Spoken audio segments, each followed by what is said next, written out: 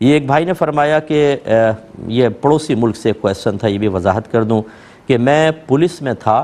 اب میں ریٹائر ہو گیا ہوں، میں نے حج بھی کر لیا ہے، میں نے داڑھی بھی رکھ لی ہے، لیکن نوکری میں نے غور کرتا ہوں کہ میں نے بہت زیادہ رشوت لی کہ اگر میں حساب کروں تو کروڑ سے زیادہ بن جائے گی، اور میرے مظلوموں پر بڑا ظلم بھی کیا ہے، گناہ گاروں کو میں نے پکڑ کے چھوڑا بھی ہے پیسے لے لے کر، اب میں بہت نادم ہوں، اس کا کیا کفارہ ہوگا؟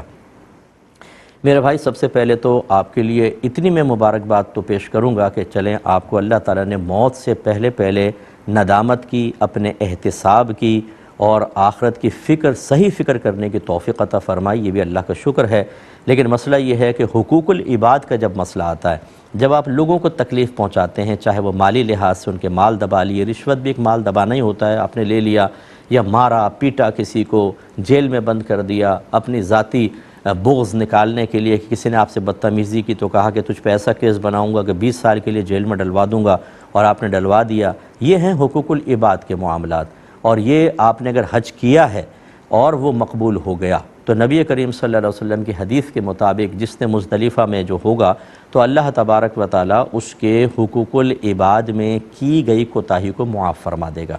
تو یہ ہو سکتا ہے اس کے گناہ وبال وہاں پر ختم ہو چکا ہو، لیکن اللہ نے اپنے ذمہ کرم پر لیا ہے کہ میدان محشر میں وہ سارے مظلوم کھڑے ہوں گے اور آپ کو بھی کھڑا کیا جائے گا۔ اب اگر اللہ تعالیٰ نے مزدلفہ میں آپ کی حاضری قبول کر کے اور حقوق العباد میں کوتاہی کا گناہ معاف کر دیا ہوگا تو اللہ تعالیٰ سے رحمت سے امید ہے کہ اللہ مظلوموں کو آپ سے راضی کر دے گا۔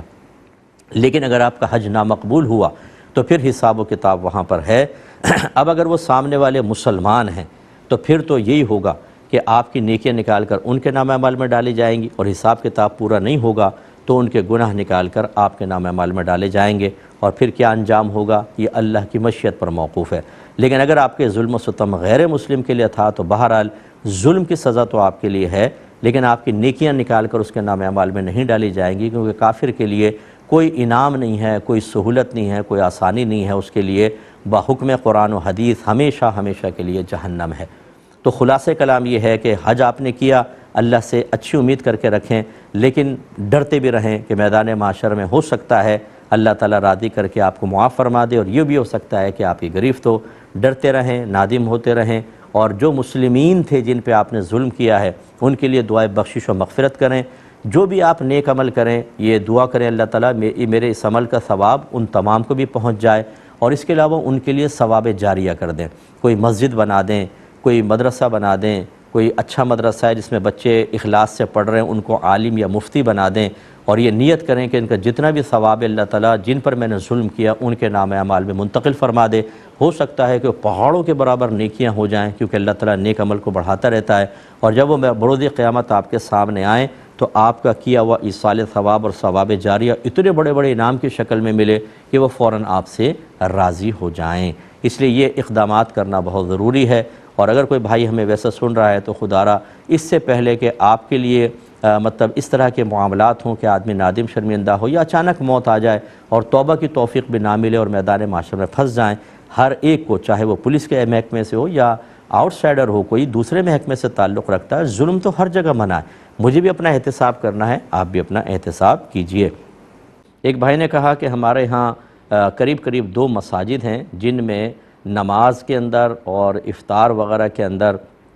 چند چیزوں کے اندر 30 منٹ کا فرق بن جاتا ہے، ایسا فرق آتا ہے۔ تو یہ کہتے ہیں کہ اگر ہم ایک مسجد میں بیٹھے ہیں اور دوسری والی جو قریبی مسجد ہے اس میں مثال کے طور پر اذان ہو گئی اور ہمارے ہاں بھی اذان نہیں ہوئی تو کیا ہم سنت ادا کر سکتے ہیں؟ جیسے ظہر کی اذان وہاں پہلے ہو گئی تو ہم نے پہلے سنت اس اذان کی بنا پہ ادا کر لی جبکہ یہاں پہ اذان ہونی ہے، اور اسی طرح اگر وہاں افطار کے لیے اذان ہو گئی اور یہاں ابھی لیٹ ہوگی تو کیا ہم افطار یہاں پر کر سکتے ہیں یا نہیں؟ دیکھیں، نماز کا مسئلہ تو یہی ہوتا ہے کہ ایک تو گھر کا مسئلہ ہوتا ہے کہ جو بھی قریبی مسجد کی اذان ہو جائے آپ اس پہ گھر میں سنت وغیرہ ادا کر سکتے ہیں، جیسے بہنیں وغیرہ ہماری ہوتی ہیں، اور اگر مسجد میں ہوں تو افضل اور اولیٰ یہی ہے کہ آپ جس مسجد میں تشریف فرمائیں پہلے اس کی اذان ہونے دیں، اس کے بعد آپ سنت وغیرہ ادا کریں۔ لیکن اگر آپ کسی دوسری مسجد کی اذان پر جبکہ وقت شروع ہو چکا ہو اگر آپ سنت ادا کریں گے تو بالکل وہ ادا ہو جائے گی اور اسی نماز کی سنت کہلائے گی۔ اپنی مسجد میں اذان سے پہلے اگر سنت ادا کریں تو اس کا مطلب یہ نہیں ہے کہ ہوئی نہیں، وقت ہو جائے اور اذان کہیں نہ کہیں ہے تو پھر ٹھیک ہے، آپ سنت ادا کر سکتے ہیں۔ ویسے تو اذان کے بغیر بھی آپ ادا کر سکتے ہیں، لیکن افضل اور اولیٰ یہی صورت ہوتی ہے کہ اذان ہو جائے پھر آپ سنن، نوافل اور فرائض وغیرہ ادا کریں۔ باقی رہا افطار کا مسئلہ، افطار کا مسئلہ اصل میں ہوتا ہے وقت کے ہو جانے سے، لہٰذا اذان سے تو اس کا تعلق ہی نہیں ہے۔ آپ یہ دیکھیے کہ وقت ہو گیا ہے اگر افطار کا تو پھر چاہے اذان ہو یا نہ ہو، اس کا اذان سے تعلق ہی نہیں ہوتا، آپ بالکل روزہ کھول سکتے ہیں۔ اور اگر فرض کریں آپ اذان پر بھی کھولتے ہیں تو پھر ہمارا مشورہ یہ ہوگا کہ جو دیر میں اذان ہوتی ہے اس کے بعد افطار کریں، تاکہ اگر یہ اوقات کا فرق بھی ہو جائے تو احتیاط اس میں ہے کہ ایسا نہ ہو کہ آپ وقت سے پہلے ہی روزہ کسی اذان کی بنا پہ کھول لیں، تو جو بعد میں اذان ہو رہی ہے اس کے بعد کھولیں، یہی آپ کے حق میں بہتر ہے۔ ایک بھائی نے کویسچن کیا تھا کہ ہمارے یہاں ایک کرسچن ماسی کام کرتی ہے، سنا یہ ہے کہ قربانی کا گوشت غیر مسلم کو نہیں دے سکتے، لیکن اگر ہم قربانی کے گوشت گھر میں پکاتے ہیں جیسے، اور اس میں سے سالن تھوڑا سا ماسی کو دے دیں تو کیا حکم شرع ہوگا؟ دیکھیں، پہلی بات تو یہ کہ قربانی کا گوشت اگر مسلمان موجود ہے تو اسی کو دینا چاہیے، غیر مسلمین کو نہ دیا جائے، لیکن دیں گے تو کوئی گناہ نہیں ہے، لیکن بہرحال یہ مسلمان کو دینا چاہیے۔ اس کو بعض علماء نے لکھا ہے کہ مسلمان کے موجود ہونے کے باوجود غیر مسلم کو دینا حماقت ہے۔ لیکن اگر آپ نے گھر میں سالن وغیرہ بنایا ہوا ہے تو اب یہ قربانی کا گوشت دینا نہیں کہلاتا، یہ تو ایک احسان کی صورت ہوتی ہے کہ گھر میں کھانا وغیرہ کوئی بنتا ہے تو ماسیوں کو عموماً تھوڑا بہت سالن دے دیا جاتا ہے، تو لہٰذا اب اس میں سے اگر آپ دیں گے تو کوئی حرج نہیں ہے۔ یہ کہتے ہیں کہ ہمارے مدرسے میں بچے قرآن پڑھنے کے لیے آتے ہیں، تو کیا جو پیٹی ہوتی ہے جس میں سپارے وغیرہ پڑے ہوتے ہیں، اس سے کوئی بالغ آدمی بے وضو ان کو بچوں کو سپارے نکال کر دے سکتا ہے یا نہیں؟ دیکھیں، اگر تو صرف قاعدے ہیں تو قاعدے تو وہ پکڑ سکتے ہیں بے وضو، لیکن اگر خالصتاً سپارے ہیں جیسے پہلا سپارہ، دوسرا، تیسرا، تو یہ بھی قرآن ہے۔ یہ الگ بات ہے کہ آپ نے اس کو اجزاء میں تقسیم کر دیا ہے، لیکن اگر وہ خالصتاً سپارہ ہے تو بے وضو اس کو چھونا یہ گناہ ہوگا، پھر نہیں چھو سکتے ہیں۔ ہاں، اگر بے وضو ہیں اور بچے آگے دینا ضروری ہے تو ایک رومال لیں، پہنے ہوئے کپڑے سے نہیں، ایک رومال لیں اور اس سے پکڑ کر دیتے چلے جائیں، اور بہتر ہے کہ باوضو ہوں، یا پھر یہ کر سکتے ہیں کہ جو نابالغ بچے ہیں انہیں بلا کر ان کے ذریعے وہ قرآن نکلوا کر دے دیں، کہ نابالغ پر وضو لازم نہیں ہوتا، کروانا چاہیے لیکن وضو لازم نہیں ہوتا، ان کے لیے بغیر وضو کے چھونا بھی شرعاً جائز ہوتا ہے۔ دیکھیں، اگر ایزیلی ایسا ہے کہ بچے نے پیشاب کیا اور آپ اتنا حصہ دھو سکتے ہیں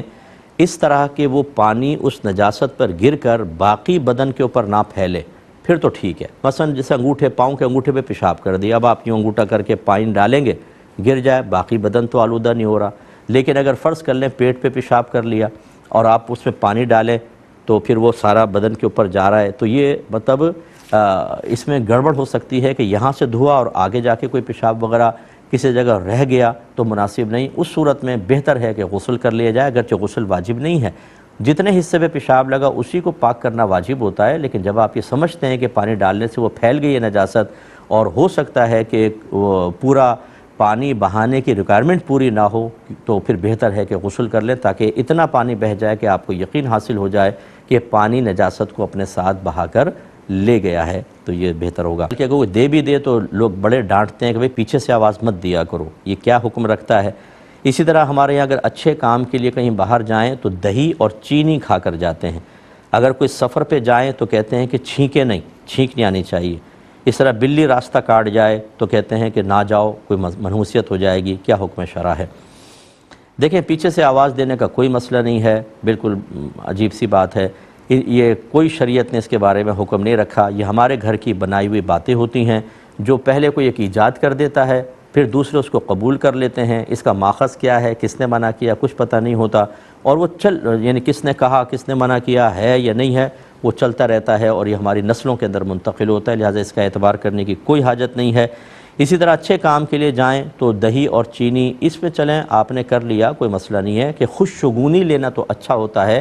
بد شگونی لینا منع ہے، لیکن اس کا بھی کوئی ربط نہیں ملتا کہ چینی اور دہی کھا کر جائیں گے تو کام اچھا ہو جائے گا، یا اچھے کام کے لیے جائیں تو اس کے لیے کریں۔ بہتر یہ نہیں ہے کہ اچھے کام کے لیے جائیں تازہ وضو کر کے 2 رکعت نماز پڑھیں، وَاسْتَعِينُوا بِالصَّبْرِ وَالصَّلَاةِ۔ نبی کریم صلی اللہ علیہ وسلم جب سفر پہ جاتے تو نماز پڑھ کر جاتے تھے، تو بہتر ہے کہ یہ یا قرآن پاک کے ایک رکوع کی تلاوت کر کے چلے جائیں۔ یہ چیزیں کرنے کے لیے ہم تیار نہیں ہیں۔ چینی اور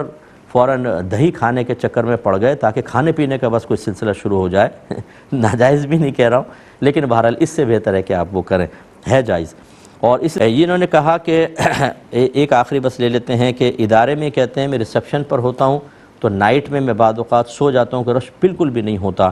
اور کوئی آتا ہے تو چوکیدار مجھے جگا دیتا ہے، میں اس کو ڈیل کر لیتا ہوں، تو یہ سونا کیسا ہے؟ دیکھیں بہتر ہے کہ نہ سوئیں، لیکن کوئی کام نہیں ہے اور آپ سو گئے اور بر وقت آپ کام پر اٹھ کر کام کر لیتے ہیں تو سیلری آپ کے لیے بالکل طیب اور حلال ہے۔ ذرا یہ کہ بھئی سفر پہ جائیں تو چھینکیں نہیں، حالانکہ چھینک تو اچھی چیز ہے، یہ کوئی بری چیز نہیں ہے، اور اس پر الحمدللہ بھی کہتے ہیں، سننے والا یرحمک اللہ کہتا ہے، یہ بھی بیجا اور فضول قسم کی بات ہے۔ اور بلی راستہ کاٹے گی، اور خاص طور پہ کالی بلی کا کہتے ہیں، تو منحوسیت ہے، اس کام میں رکاوٹ ہوگی، یہ انگریزوں کا طریقہ ہے، ان لوگوں سے یہ چیزیں ہم تک آئی ہیں، یہ والی چیز اس کا بالکل اعتبار نہ کریں۔ بلی ایک اچھا جانور ہے، نبی کریم صلی اللہ علیہ وسلم کے گھر میں بھی بلی آتی جاتی تھی، اس میں نحوست اور برائی کا کوئی تصور نہیں ہے۔ تفریح تک رہتی ہے تو صحیح رہتی ہے، جب باعث ہلاکت بن جائے تو اس کو تفریح کہنا ہی غلط ہوتا ہے، اور ایسی تفریح کہ جو کسی کے لیے ہلاکت کا سبب بنے، چاہے اس میں ہمارا تھوڑا بہت مفاد ہو، وہ حرام اور گناہ کبیرہ ہے۔ اور یہ اگرچہ دانستہ قتل نہیں کیا، لیکن اس کو قتل خطا کہتے ہیں، جس کے اوپر دیت لازم ہونی چاہیے۔ منع نہ ہونا تو پھر آدمی بھئی ہمیں پتہ نہیں تھا، ہم نے کر لیا، اگرچہ فی نفسی غلط ہے، چلو پھر بھی، اور مسلسل منع کیا جا رہا ہے، اس ممانعت کے باوجود کرنا، پھر یہ خلاف قانون بھی ہو گیا، تو اس کا اور زیادہ جرم بڑھ گیا ہے۔ اور گورنمنٹ کو چاہیے، بہرحال یہ گورنمنٹ ہی فیصلہ کر سکتی ہے، ریاست کے معاملات کو ہم اپنے ہاتھ میں تو نہیں لے سکتے، لیکن 2-4 لوگوں کو نشان عبرت بنا دیا جائے نا، ان پہ بھاری جرمانہ، ریاست ذرا ہاتھ ڈالے اور 2-4 کو خاطر خواہ سزا ملے تو پھر یہ سلسلہ رکے گا۔ اور جو یہ پتنگیں بنا رہے ہیں، ایسی ڈور ایجاد کر رہے ہیں، ان سب پر بھی چھاپا پڑنا چاہیے۔ ابھی سنا تو یہ ہے کہ پنجاب گورنمنٹ نے کافی چھاپے مارے ہیں اور پکڑا ہے، لیکن یہ شروع میں تھوڑا سا وبال اٹھتا ہے، اس کے بعد پھر نرمی ہو جاتی ہے، پھر وہی سلسلے شروع ہو جاتے ہیں، تو بالکل اس کو کنڈیم کرنا چاہیے، اور ہم سب کو اپنے اپنے درجے کے اعتبار سے کہ ریاست طاقت کے ذریعے روکے، علماء آپ ہم جو ہیں وہ کم از کم دل میں برا جانیں، اور والدین یہ کردار ادا کریں جو گھر کے سرپرست ہیں کہ اپنے بچوں کو پیسہ بالکل نہ دیں۔ جب میں لاہور پڑھ رہا تھا کتنے کیسز میرے سامنے آئے، اسکوٹر چلا رہے ہیں گلے پہ، اچھا وہ اسکوٹر چلاتے چلاتے رک بھی نہیں سکتا آدمی، ایسا ڈس بیلنس ہو جاتا ہے، یہ بچی بیٹھی ہوئی ہے، مرتے گردن پہ وہ چل گئی بیچارہ، وہ نیچے گر رہا ہے، عورتیں گر رہی ہیں، آپ کے مزے لگے ہوئے ہیں، تو یہ بالکل گناہ ہے، بہت شدید گناہ ہے، اس سے ہمیں اجتناب کرنا چاہیے۔ وقت تک ذرا رک جانا چاہیے، انہیں سورج کی پہلی کرن نکلنے کے 20 منٹ تک نبی کریم صلی اللہ علیہ وسلم نے ویسے تو نماز پڑھنے سے منع کیا ہے، لیکن علماء نے فرمایا بہتر ہے کہ دیگر عبادات سے بھی رک جایا جائے، 20 منٹ کے بعد پھر دوسری ایکٹیویٹی کر سکتے ہیں، کریں گے۔ دیکھیں اصل دیکھا جاتا ہے کہ پلاٹ لیا کس نیت کے ساتھ تھا، اگر تو اپنی رہائش وغیرہ کے لیے لیا تھا تو وہ مال تجارت نہیں ہے،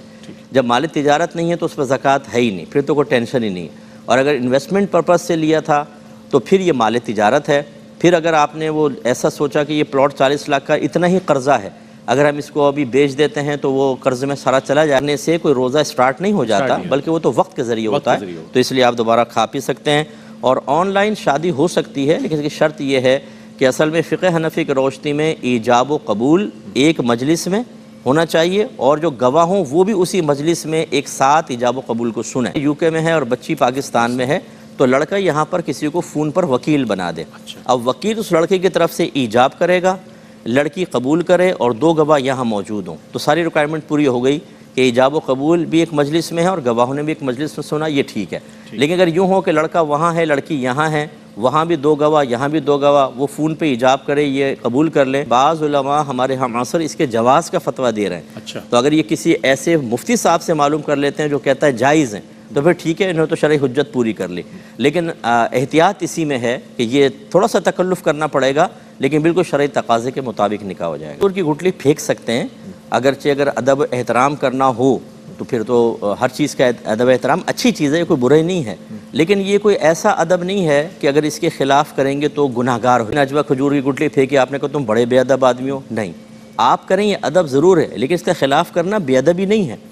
صحابہ کرام مدینے سے باہر جاتے رہے، جہاد پر جاتے تھے، مدینے کی کھجوریں لے کے جاتے تھے، کھاتے تھے، گھوٹلیاں پھینکتے تھے۔ بات وہی ہے کہ آپ اپنی ذات کے ساتھ اس تعظیم کو محدود رکھ کے جتنا زیادہ کریں، امام مالک رحمۃ اللہ علیہ مدینہ شریف میں جوتے نہیں پہنتے تھے، ان کا ادب تھا، لیکن کثیر صحابہ کے سے ثابت ہے کہ وہ تو نالین بھی پہنتے تھے، صحابہ بھی پہنتے تھے، تو یہ تو نہیں کہیں گے مادہ اللہ اس کی روشنی میں کہ باقی بے ادب تھے، اس کو ادب ضرور کہیں گے لیکن خلاف کو بے ادبی نہیں کہیں گے۔ یہ کسی بھی دن جائے اعتکاف میں رات میں چلی جائیں، یعنی غروب آفتاب سے پہلے اور اگلے دن کا روزہ بھی رکھنا ہوگا، اور یہ قضا کی نیت سے کر لیں، بس ایک دن اعتکاف پورا کریں گی تو انشاءاللہ ان کی قضا ادا ہو جائے گی۔ ان کو اگر پہلے آپ مدینے جا رہی ہیں تو احرام نہ پہنیں، یعنی نیت نہ کریں، مدینے چلے جائیں، پھر وہاں سے جب ذوالحلیفہ پہنچیں گے جس کو ابیار علی بھی کہتے ہیں، بسیں ہمارا رکتی ہیں، وہاں سے پھر عمرے کا احرام پہن کے مکے جائیں تو ان کے لیے مشقت آسان ہے، بالکل اس کا ثواب برابر ہوگا، بالکل برابر ہوگا۔ ہاں اگر بغیر عذر کے جیسے نوافل ہوتے ہیں، کھڑے ہو کر پڑھیں تو پورا ثواب ہے، بیٹھ کے پڑھیں تو نصف ثواب ملے گا، یہ کیونکہ بلا عذر آپ نے بیٹھ کے پڑھا، لیکن جب عذر کے سبب خود شریعت اس کی اجازت مرحمت فرما رہی ہے اور آپ اشارے سے پڑھ رہے ہیں تو بالکل یہ ایسا ہی ہے جیسے رکوع سجود کرنا، تو مکمل ثواب ہو سکتا ہے۔ چلنے پھرنے میں دقت نہ ہوتی ہو، رکوع سجود میں تکلیف ہوتی ہو تو بہرحال وہ بیٹھ کے پڑھ سکتے ہیں، لیکن یہ بات ذہن میں رکھیں کہ اگر رکوع سجود پہ قدرت ہے تو پھر کرسی پہ بیٹھ کے نماز نہیں ہوگی، ہاں یہ اچھی طرح ذہن میں رکھنا چاہیے، تو یہ بہرحال ہمیں حسن ظن قائم رکھنا چاہیے۔ تو لہٰذا تہجد کے بارے میں بھی نبی کریم صلی اللہ علیہ وسلم کا طریقہ یہی تھا کہ آپ عشاء کے فرائض پڑھ کے تھوڑی دیر بھی چاہے سو جاتے تھے، پھر اٹھ کے جب نماز پڑھتے تھے تو آپ نے اس کو تہجد کی نسبت میرے آقا صلی اللہ علیہ وسلم کی طرف ہے، اور اس میں قہر نفس بھی ہے کہ سو کر اٹھ کے نماز پڑھنا، تو لہٰذا ثواب میں یقیناً فرق ہوگا۔ کیا ہے یہ پوچھنا چاہ رہی ہیں، تو بالکل اس پہ سال بہ سال زکوٰۃ بنے گی اگر وہ شخص اقرار کر رہا ہو، اور اتنا ہو کہ 52.5 تولہ چاندی کے برابر ہو، یا کم ہو تو آپ کے پاس اتنا مال ہے کہ مل کر وہ 52.5 تولہ چاندی بن جائے، تو پھر اس پہ سال بہ سال زکوٰۃ بنتی رہے گی، لیکن ادائیگی اس وقت لازم ہوگی جب وہ ملے گی۔ ہم نے قرض لیا ہوا ہے اس پہ زکوٰۃ ہوگی کہ نہیں، لیکن کہتی ہیں ہمارے پاس ہے نہیں، تو جب آپ خرچ کر چکے ہیں تو اس پر کوئی زکوٰۃ نہیں ہوگی۔ تو ایسے مظنہ تہمت پہ اپنے آپ کو پیش ہی نہ کریں، پہلی بات تو یہ۔ دوسری بات یہ ہے کہ اگر وہ فرض کر لیں آیت کریمہ ہے واقعی یا کلمہ شریف ہے تو شدید بے ادبی ہے، پھر تو قرآن کی بے ادبی کہ آپ اس پہ بیٹھ جائیں، حدیث کے الفاظ ہوں آپ اس پہ بیٹھیں یا ٹیک لگائیں تو بالکل ممانعت ہو۔ حلوہ جلوہ کچھ لکھا ہوا ہے تو پھر بھی یہ حروف تہجی ہیں، اور ہماری شریعت کے روح سے حروف تہجی کے ادب کا حکم ہے، تو لہٰذا گناہ تو نہیں کہیں گے لیکن ادب کے خلاف ہے، اور بہتر ہے کہ نہ کریں، کیونکہ ہمارے ملک میں ہمارے ہاں ادب احترام بہت ہے، اور اس کو دیکھ کر پھر بدگمانی پیدا ہوتی ہے، تو اپنے ایک شوق پورا کرنے کے لیے یا خدا نخواستہ ضد میں آ کر ایسی چیز اختیار کرنا تو یہ قطعاً غیر مناسب ہے۔ ہماری بہنوں کو چاہیے کہ فیشن ضرور کریں، اللہ نے ان کو زینت کا اختیار دیا ہے، کچھ شرائط کے ساتھ ان کو ملحوظ رکھیں، لیکن ایسی چیز نہ کریں کہ جس سے فتنہ فساد اختلاف رائے پیدا ہو۔